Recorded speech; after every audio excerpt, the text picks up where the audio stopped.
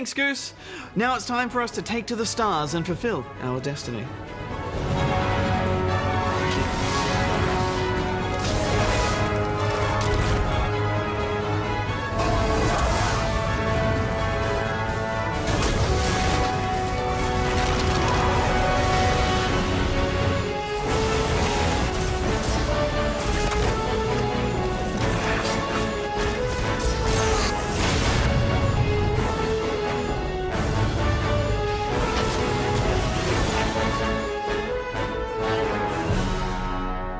Destiny has finally arrived, and we've spent the last couple of weeks eagerly exploring it. It's the epic sci-fi role-playing first-person shooter that promises to seamlessly blend both multi and single player into some kind of not quite MMO cooperative shootathon. It's also Bungie's first game since 2010 and their first non-Halo game since 2001. Not to mention they've been promising us the stars with this game from day one. So safe to say our expectations were very high. Let's go through some of the basics.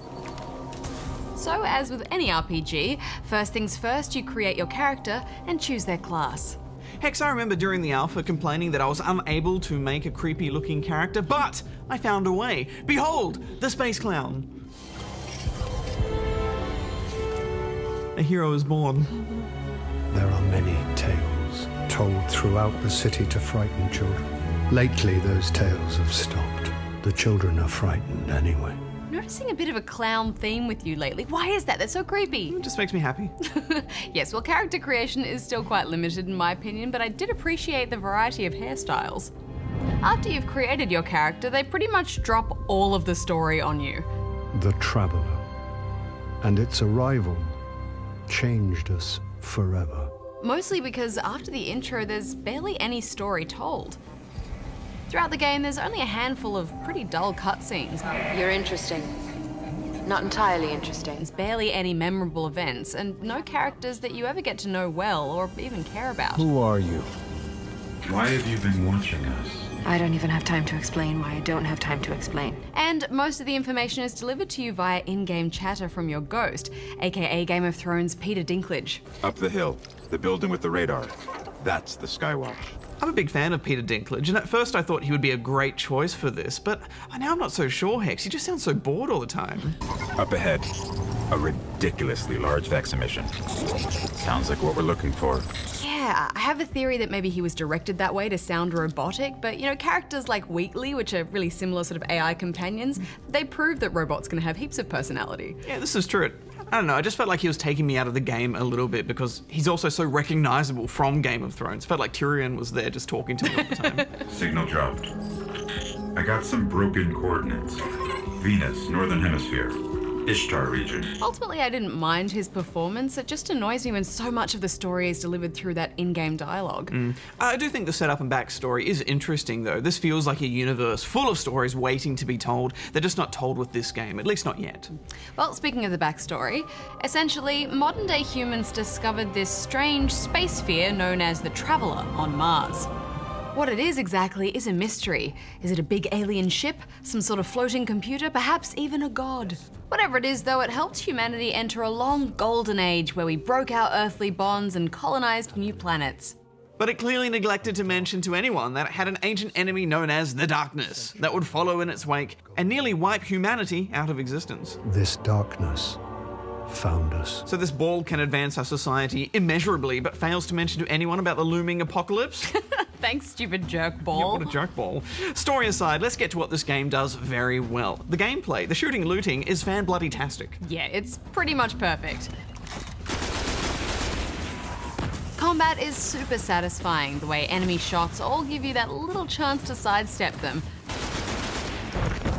Hey, thank you very much. While they all pop and crumble when you nail their weak spots.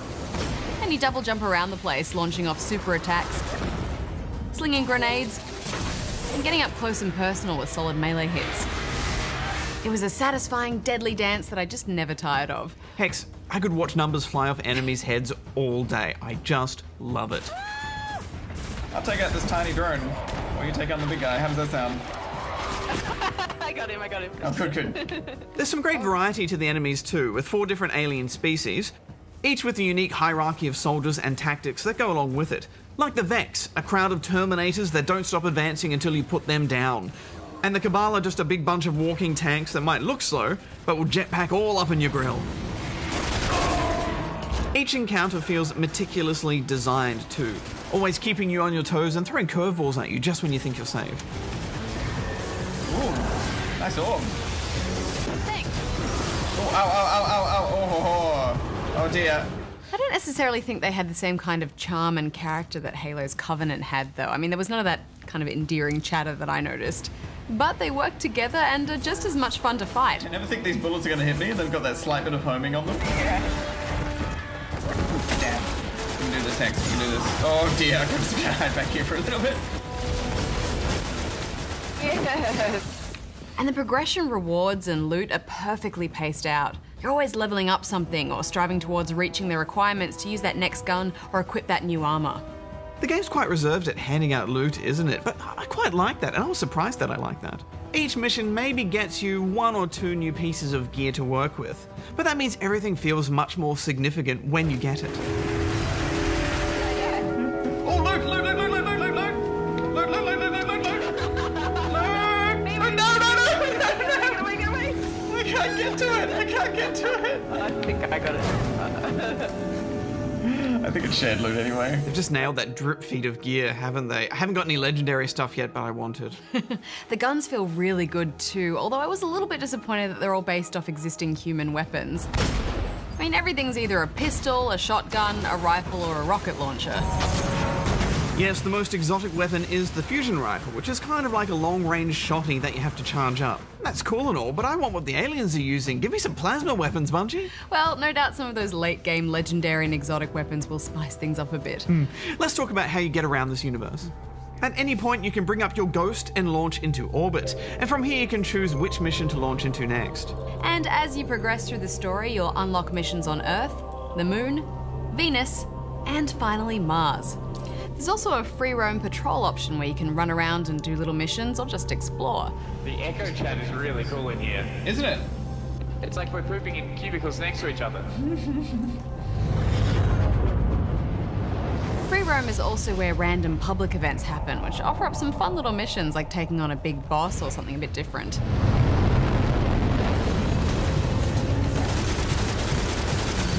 All right, ready if you are. Each planet has a large area to explore, but even so, it's just 4 levels to play around in. Just 4, come on. There is a 5th area on the map, but that literally just had a cutscene in it, which was a bit of a cruel tease. For a sci-fi game that sounded so epic and expansive, for there to only be 4 levels feels a bit small. Yeah, I was really disappointed. That said, at least all of those areas are super beautiful. I mean, the art and the lighting and the time of day effects, so many slow pans, Barjo. It's a feast for the eyes.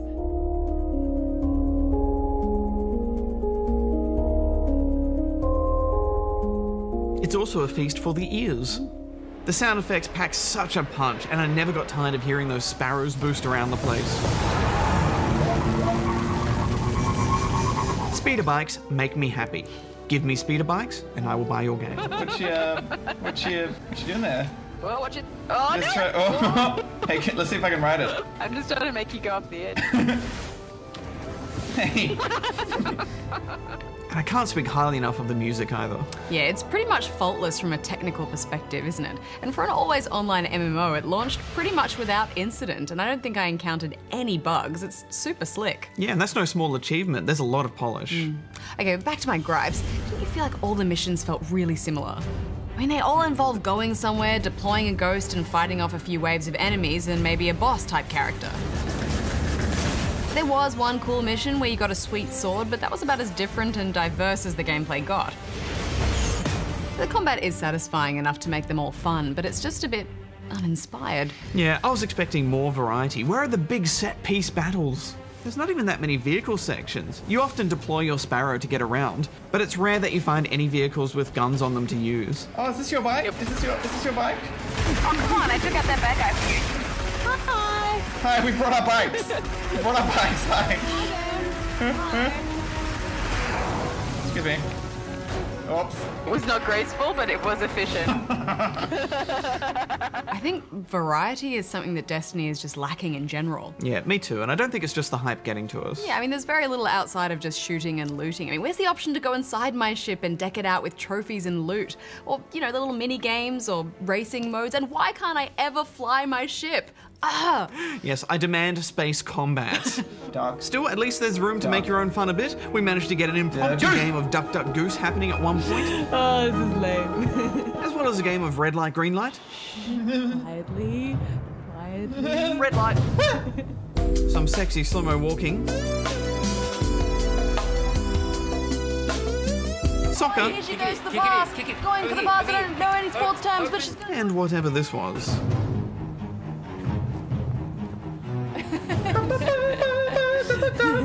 Hey guys! For a game that's kind of an MMO, I wish there were a bunch of official side activities just to mix things up now and then. Yeah, I mean, they definitely expect people to be happy replaying through stuff a lot. Once you finish the campaign and hit level cap at 20, all you can really do is just replay the 20-odd regular missions and co-op strikes that are available.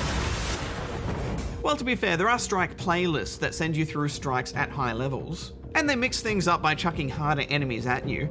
There are also daily missions too. Yeah, I mean, they help keep it feeling a bit fresher, but then you're still just replaying the same missions, aren't you? Yeah. Although the first high-level 6-person raid only went live as we recorded this review, so we couldn't check that out properly. But we've heard they're quite epic. And I think Bungie will constantly be fiddling and adding new stuff for those who want to come back to the game regularly. Speaking of those raids though, it's frustrating that they won't offer matchmaking for it. I mean, having 5 other friends who are all on that platform and a high enough level and online at the same time is going to be a bit of a nightmare. Yeah, I guess it's because they want people to work together as friends, and they are going to be quite challenging, but still, just put matchmaking in. There are of course a bunch of PvP options, and these are tucked away in what's called the Crucible and offer up 4 deathmatch and capture variations. Alpha Team, destroy your enemies. Yeah, it doesn't seem like the most interesting array of modes. Zone A's captured. It's yours. They're fun enough, but it's just nothing we haven't seen before. I was expecting more objective-based modes. Once again, it's a pretty limited competitive multiplayer offering all up. With just the 4 basic modes by default and no real skill-based matchmaking anywhere or any way to make custom games, I mean, it's hardly going to position itself as the next great competitive game. No, but it does play quite differently to other shooters, and that's a good thing. And it's one of the best next-gen games that are out at the moment. But we should wrap this up. Final thoughts, Hex?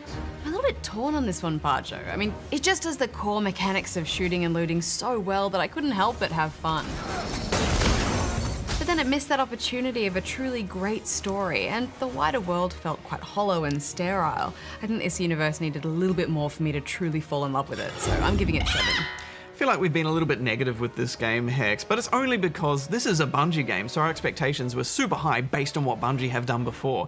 But if you put that aside, I think this game is still pretty incredible, and it taps into that thing that makes the Borderlands series so good, you know, that compelling need to keep playing and get the next piece of gear. I'm going to give it 8.5. Action.